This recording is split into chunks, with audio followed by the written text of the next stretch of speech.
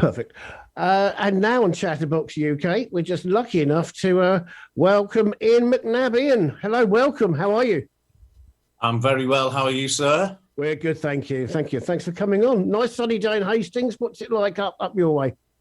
It's pretty good, you know. It's been quite sunny recently, and unfortunately, we've got a 3-story block of flats being built next to us, which has been happening all the way through lockdown. So I'm not tempted to go out while the noise is on. But yeah, it's not. It looks good. Cool. Good. Well, it's nice to have some sunshine anyway. Ian, let's start more or less at the beginning. You obviously are from Liverpool. Now, early influences on music, because you've been sort of actively a musician since 1980, thereabouts. But how did you get from the kid being born in the early 60s to the musician in 1980? I mean, what were your influences? How did it happen, mate? Well, I was born in the very early 60s. I was born in 1960. And I started playing music in bands and stuff when I was 15. We used to do the working men's clubs in the north of England, all of that stuff that you used to see on the wheel tappers and shunters. I don't know if you were old enough to remember. Yeah, absolutely. All that, I'm going to have to stop you there, lads. The pie van's broken down on Snake Pass. All of that stuff we did. And we used to do all the cover versions of the day. And we looked like the Partridge Family. You know, we had those crimpling suits and the Star Wars blow-dried hair. Nice. And, got a call from an old friend. We used to be real close. Said he couldn't go on the American way. We used to do it all. Brilliant. And then coming up from Liverpool in the 1970s, it was kind of thought of that you couldn't really make any kind of a mark if you're from Liverpool, because the shadow of the Beatles obviously was such a long one. And then the punk and new wave thing happened. Sure. 77, 78, Eric's in Liverpool, all of that scene. And we started getting bands like Echo and the Bunnymen, Big in Japan, Teardrop Explodes, War Heat, Orchestral Maneuvers in the Dark, etc., etc. And it was like a baptism by fire. It was like we completely painted over the Beatles, and our influences then, came from further afield, So it was okay to be in a band from Liverpool. You didn't immediately get tarred with the same brush as the Beatles copyists, if you like. Sure. So that's kind of when I started writing songs and eventually formed the Icicle Works in, I think it was late 1980, early 81. Okay. Where did the name come from? Great name. No one's ever asked me that question before, Nick. It comes from a book, a short science fiction story by a guy called Frederick Paul, called The Day the Icicle Works Closed.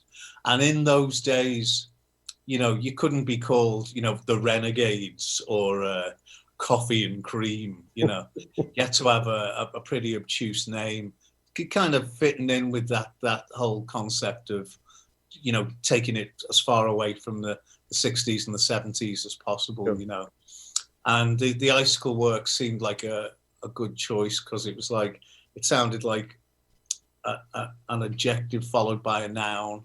Sorry, a noun followed by an adjective, one of those. And also it had a kind of mystery sci-fi thing to it. And I've fallen in and out of love with that name over the years, but it is a brand name that people recognize. Ooh, absolutely. So there you go. Absolutely. Great. Okay, so that is great. Yeah, just great. That's all I can say to that one. Now, how long did it take from the late 80s before you got a record deal? Well, it seemed to take an eternity at the time. When you're young, the years are a lot longer, aren't they?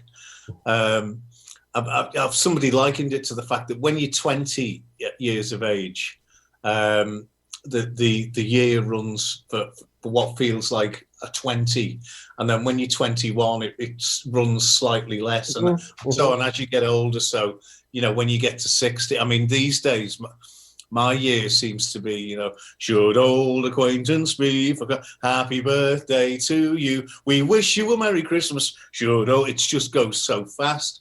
But then it felt slow. So we started knocking round, doing gigs in Liverpool, making demo tapes. Got a John Peel session in 1982, which was, you know, the gold standard. Yeah. That really kind of put you in on the pitch, if you like.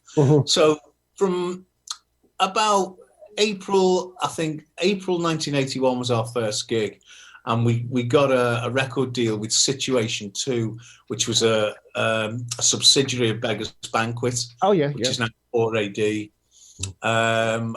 That was sort of summer 83. So it took about 2 years. But I do remember sitting down with our manager after about 6 months of us, you know, sending out demo tapes, saying, I don't know how much longer I can carry on doing this. You know, this is ridiculous. 6 months and we haven't got a record deal, which of course was ridiculous. So it took us about 2 years all told. Okay, well, I see it looks like you did quite well with your first release. I've got here Nirvana in 1982, reaching 15 in the indie chart. So that's a good, very good start, really, for your first release. Yeah, that was on our own label, and it was an 8-track recording, very basic. Oh, wow. I remember 8-track recording, remember that? Now you can do a whole album on that, you know. Yeah, so that got in the indie chart. It was so different then when you look back on it. You know, you'd put a record out, you'd try and get it reviewed in the Enemy or Sound or Melody Maker, and there was a lot of fanzines in those days. Obviously, it was pre-internet, so you had to buy fanzines and you had to look at printed words, and you had to watch TV shows like The Old Grey Whistle Test or. I don't think the Tube was even going there. It was very difficult to kind of make a mark, so you did it through this old-fashioned way. And the indie chart basically meant that anything that wasn't distributed by a major label or on a major label had a chance of getting in there. So you could sell 1,500, 2,000 copies of a 7-inch single, and you know make a decent showing in the indie chart. That's brilliant. And you follow that up with Birds Fly. I'm not telling you because you know, but I'm saying for the listeners' sake. Sure. Then, later in 83, Love is a Wonderful Colour, 15 in the UK singles chart. Yeah, that was a blast. Oh. Well, Birds Fly, Whisper to a Scream did really well. I think it got to number 2 in the indie chart. Yeah. And that's, you know, we had a buzz, you know. And so that's when things really started happening. So we went and did our first album in Rockfield in South Wales with Hugh Jones, who produced Bunnymen and the Teardrops and all. Hiya! So she had appointments and that and come out. You can join us if you like, Sue. Who are we talking to? This is Ian McNabb from High School Works. And Hi, Sue. How you doing? That's a bit loud for you, is it, darling? Start again. Good afternoon, Ian. Yes, I'm just talking about my favourite subject, me. Why not go for it? And that's what the listeners are going to be wanting. So, and I actually have a question for one. So you're joining us for all this now? Yeah. Oh, that's the first edit, right? Okay. Just get yourself a drink. Oh, for God's sake! Do you want me to answer the question? Okay, I'll get it. So then we did Love Is a Wonderful Colour, which came out in October '83, and really very, very slow progress as it went up the chart, but it was getting played a lot on BBC National Radio, and then when all the Christmas stuff stopped, they really started playing it, so it went in the chart. I think it went in at 28, and then we did Top of the Pops and it went up to 15. So we did Top of the Pops, you know, when it meant something. How did you find that? Because I hear different stories about Top of the Pops, and I think you're actually in an era where you could actually sing live, couldn't you? You didn't have to mime. That didn't come until about 1986, 87, when you could perform live. So we just mimed. We don't mind miming because, you know, you spent a long time making the record and spent a lot of money on it, and you can pose better if you're not actually singing. You can just concentrate on throwing shapes, you know. Well, we were obviously incredibly excited to be doing it. But, after about the 8th camera run through, you sort of acclimatise to it, and it's not quite as exciting. But, it was great. It went out the day after, and everybody used to watch Top of the Pops on 7:30 on a Thursday evening. Yeah. Once you were on that, people really started taking you seriously. Yeah. Now, who was it? I think it was Fuzzbox. So they came along a little later than you for the first hit, and they said it would be being herded about. It reminded them of being back at school. They weren't allowed to leave this. Right. Okay. Described it. Yeah. Well, they must have been really young. Yeah. Was that? Didn't they used to be called "We've Got a Fuzzbox and we're going to use it," but then they just changed it to Fuzzbox? Yeah. That's the.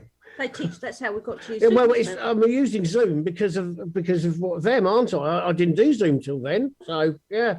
Ian, it looks more like it's a comment and a sort of question. It's from Norman and Linda Peacock in Stockport, and it says about Ian McNabb. He says, "I've got a lot of Ian's solo stuff. Head Like a Rock is one. Can we ask you who was your influences in music?" And Norman says he can spot Neil Young in that LP. Is that correct? Well, the fact that I was using his band Crazy Horse probably gives you a clue about that. Yeah. Yeah. Well, I had a couple of songs that were very much in that sort of style when I was doing that album. So we went to LA and we used Crazy Horse. And so, yeah, obviously it does have a bit of a Neil Young thing. I when people ask me what my influences are, I just say anyone good, I don't differentiate really. If anyone writes a good song, I love music. I don't just love bits of music. The only type of music I don't really appreciate very much is rap, because I like melody and songs. I don't really. I can see why people like that stuff, and I like some of it. But I like all kinds of music.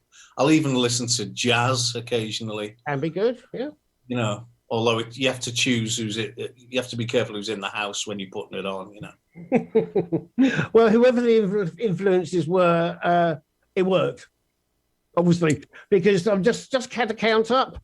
Without the indie charts, we are looking at 15 hit singles in the UK. That's not bad. Me? Yeah, no, as Icicle works, it's before we start worrying about solo stuff. It looks like it's 15 chart hits in the main UK chart, top 100. Well, they went in the chart, but I don't really count them as hits unless they get in the top 40, and we really only had one of them. We always had our albums always went top 40. Sure. But the singles always kind of stalled around about 52, 53, I'll be happy with that myself. But yeah, I'd be happy with that now as well, yeah. But of course, we talk about that though, Ian, but in those days, in 83, 84, whatever, sold a lot more singles than they do today. Now, if you... Yeah, well, we used to regularly sell out places like the Town Country Club in Kentish Town.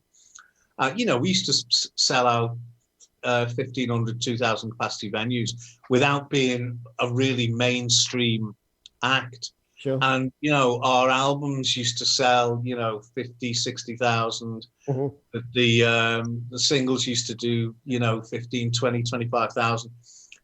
If you did that now, you'd be number one, for weeks. I know. So it just gives you an indication as to how much things have changed, particularly, the internet giveth and the internet taketh away. A lot of people now just stream music. I like streaming music myself, but if I hear something new that I like, that I really enjoy, I've got to buy the physical copy. Sure. Vinyl. I have to do that.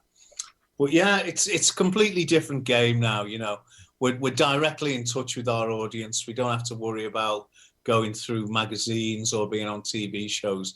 I can go on the internet and speak to my followers like that, which is a wonderful thing. Sure. So, okay, we obviously got that real success in the 80s. But then we had sort of like the I would class as the original Icicle Works. So it appeared as that 91. You split up or had a break or whatever the wording is. Well, it was before that, actually. It was after our fourth album, Blind, in '88, that we went our separate ways, largely due to the fact that we were kind of sort of stalled. You know, we were at a certain level and we couldn't break out of it. And, you know, we'd been around the world a few times and had a lot of fun. And then people start getting married and having kids and stuff. And, you know, basically women ruin bands, you know, that's what I'm saying. You get, you know, instead of one Yoko, you have three, you know, or four. Oh, okay. Yeah. Sue's got a question for you, Ian. Hi, Ian. Can you play any musical instrument? No. Okay. I can play piano to a reasonable degree. As much as I need. I'd like to be better at it, but I don't practice enough. Guitar, I play harmonica, play bass. You know, guitar's my main instrument, really. I'm not particularly dazzling on any of them, but as a tool to be able to get my point across and write songs, that seems to be enough for me. I see here also, you've also been an actor, you've been an extra in many, many things, and you auditioned for the part of Barry Grant in Brookside. Wow. That's correct, yeah. For it. I'm sorry. Yeah. I'm so sorry you didn't get it. I'd have loved that. No, the accent, but that's more like that kind of thing, you know, it's like, because my friend... yourself, aren't you? Yeah, that's yeah, okay, got it. My friend Paul Usher also auditioned for the part of Barry Grant. Mm-hmm. Now, I was never an actor. I had an equity card, mm-hmm. which I got because I used to play in theatres with my cabaret band. And if you had an equity card, that meant you could be an extra. Mm-hmm. We all know what extras are. The people who turn up and sort of stand at the back and don't say anything. But I turned up for the audition for Brookside. I mean, we didn't know what Brookside was because it hadn't been on. So I wasn't sure what it was. Phil Redmond was there and he just said, I want you to improvise a scenario. Okay, let's say you walk in the pub and your mate starts telling you that he saw your girlfriend out with somebody else the other night. So just improvise for me, lads, you know, that kind of thing.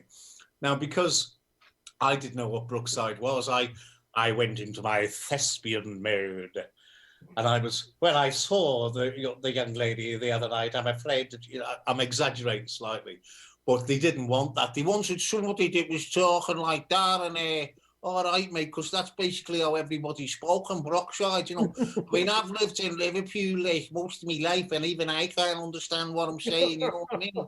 Very good. So I didn't get the part, fortunately. God knows what would have happened if I would have got the part, because I would have been famous for being some guy on Hollyoaks, you know, instead of a musician. So yeah, but they rang me back a month later and said, Phil was quite impressed with what you did. Can you ride a motorbike? And I said no. So that was the end of that. End of my acting career. I did watch it to start with for the first few years, and as I say, I'm sorry you weren't in there, but I love the accent difference because your part of Liverpool was sort of like down south part, so the way you were doing the accents then, it's probably more like Bootle. It was very good though. Very brilliant, mate. I loved it. Yeah. Well, you know, where I come from Kensington in Liverpool, which is nothing like Kensington in London. It's the direct opposite. And most people talk like that, you know, that's kind of like, that's how they speak, you know. But my dad was, he drove a black taxi, a Hackney carriage taxi. And he's from around here as well. But he used to sound like a Spitfire pilot, you know, when he was, because I'd go with him sometimes when I was, you know, 9, 10, I'd sit next to him just underneath the meter. And he'd be going, Roger, Red 9, mobile to Lime Street Station, coming in. And it was like, you know, bandits at 3 o'clock. You know, that's how he spoke. And he always said to me, speak nicely. Always speak nicely. Don't speak scout. So, you know, I've got a few accents, you know, depends where I am. Usually I have this sort of mid-Atlantic Beatle twang, you know, so people can understand you, you know. Go. I hope you can understand me. Well, nice. We understood the stronger one, didn't we? I understood all of them. I see here. Well, you told me off air first of all, Ian, that you have played with Richard Starkey, Ringo Starr. You've actually done some gigging with him and some recording, I believe, and also a former member of the Icicle Works is Zach Starkey, his son. So fantastic. Yeah, well, I met Zach Starkey, Ringo's lad, in the mid-'80s when we were doing some charity thing together, and we immediately bonded and became great friends. And his brother Jason and his sister Lee, you don't just get one Starkey, you get all of them. Mm-hmm. And I was just welcomed into the family. So I've known the Starkeys for a long time. So when Ringo was doing a couple of charity gigs in 2002, one was the Red Cross Ball in Monaco, and one was for Kenny Jones charity at Cowdray Park in the same year. So I played bass. We only played for like 20, 25 minutes, but that was quite a thrill, you know. I mean, getting to play Beatles songs on stage with the Beatles is something lots of musicians would like to say they've done, you know, so I'm chuffed with that. And he's a very funny guy, you know, and, you know, still very Scouse. You know, when you talk to him one-to-one, because he's got this sort of and American, you know, Ringo and thing that he's developed because he's spent so much time in the States.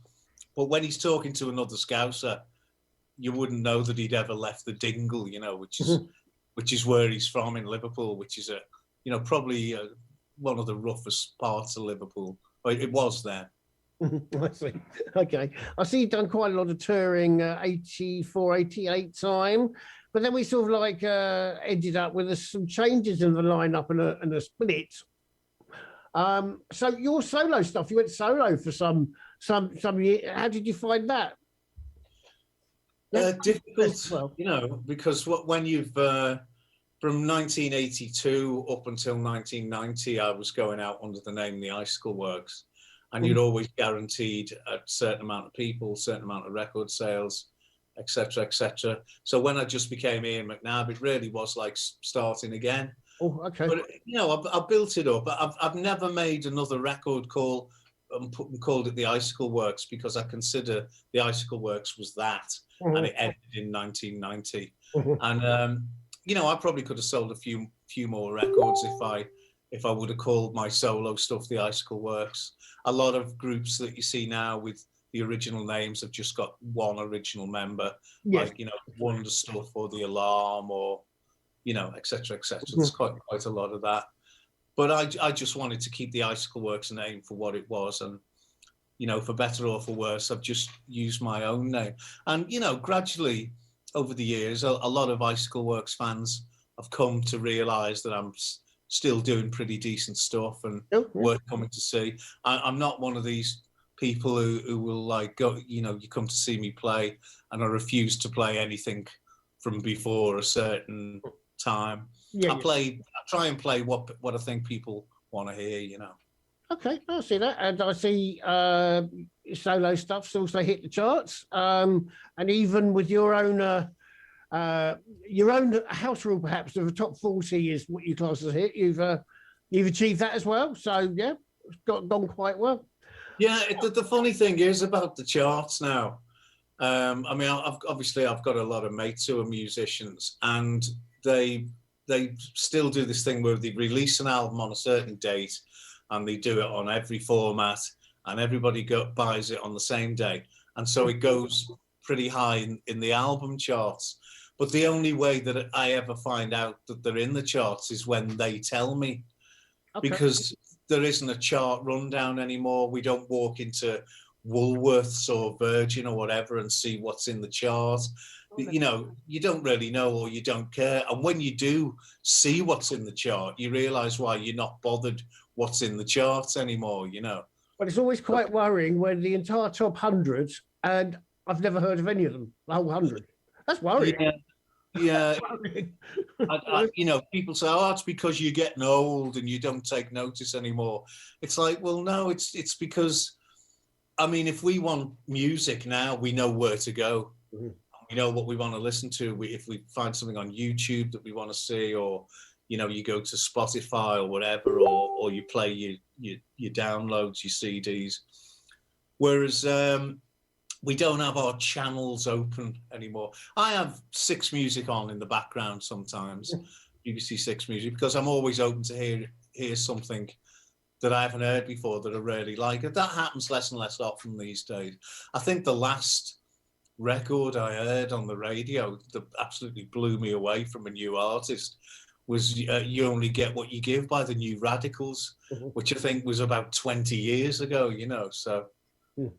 But, you know, there we go.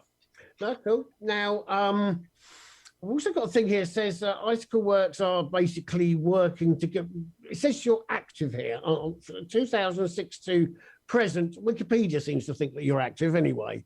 What's the difference? Yeah, well, is that whenever there's an anniversary, Gotcha. If there's an anniversary, we always, you know, get the Icicle Works name out.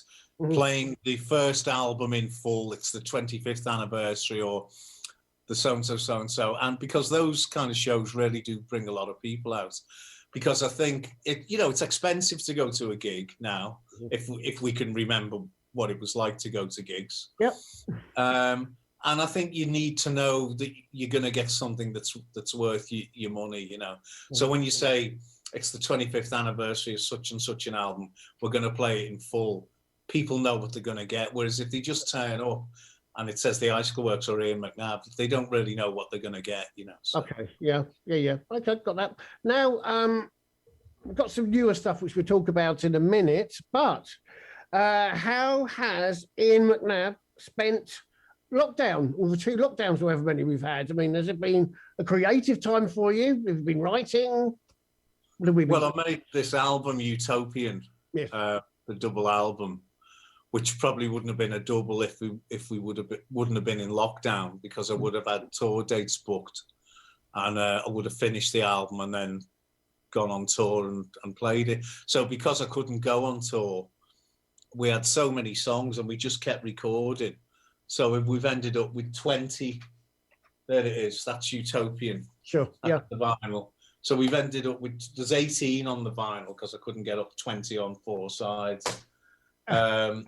So I spent most of last year doing that. And this year, it's the 40th anniversary of the very first Icicle Works demo cassette called Ascending, which we never recorded properly. So I've reimagined that. So I've just, you know, I've built a little studio downstairs, which I've called Nabby Road. Nice. Yeah, I like that. Nice. And so, yeah, there's always stuff to do. I mean, at the moment, I'm in the middle of a mail out, you know, because I mail, people order the stuff from me and I mail it all out. So, you know, 60 years of age and I'm still working in the mail room. You look good for 60. You do. Thank you very much. God bless Grecian 2000. I'm more of a Astoria man myself, but I've got a comment for you. The hat goes very well. Thank you. I've got some nice glasses as well, but I can't, that go with the hat, but I can't see you without me actual glasses on. So there we go. We look better with them off, trust me. Well, I do. Sorry, Liz. Sorry, Sue. Right. Anyway, now this Utopian, have I got it right? That is part of a trilogy, or was it your other work that was? No, well, in 2017, I did an album called Star Smile Strong. And then I had so many songs, I immediately did another album called Our Future in Space. Okay. And I just thought I'll make it a trilogy. The thing about trilogies is that if you haven't sold enough copies of one of them, eventually you do, because completists have to have all 3 albums. Method in my madness. I see that. I totally see that at all. And they do kind of thematically link, because all the songs were written in the same period of time. And they've got very similar sleeves. And they're all laid out the same, and it kind of flows, you know, as a narrative. But this is 20 tracks, so it's like an hour and a half to listen to. So it's a lot of information to take in. I tell people to listen to disc 1 and then have a few days off and put disc 2 on and pretend it's a new album, you know. Nice. Now, assuming or hoping that it is all over, What is next for Ian McNabb? Are you, is there going to be some touring? Is there dates booked yet? Well, I had dates booked which have been moved twice, so they were supposed to happen later in the year, but we still really don't know what's going on, do we? So my dates start February next year, and if you go to ianmcnabb.com, they're all listed there. So like 3 months worth of shows every weekend. So be nice if that happens. Can't wait to get out there playing again, and of course earning some money. Absolutely, that's where the money is now, isn't it? It's been incredibly difficult for us troubadours. I'm okay to a certain extent because I wrote a few songs that still get generate interest. But for people who just go and play music every weekend or every week to earn money and survive, it's been incredibly difficult with very little or no support from our wonderful government, of course.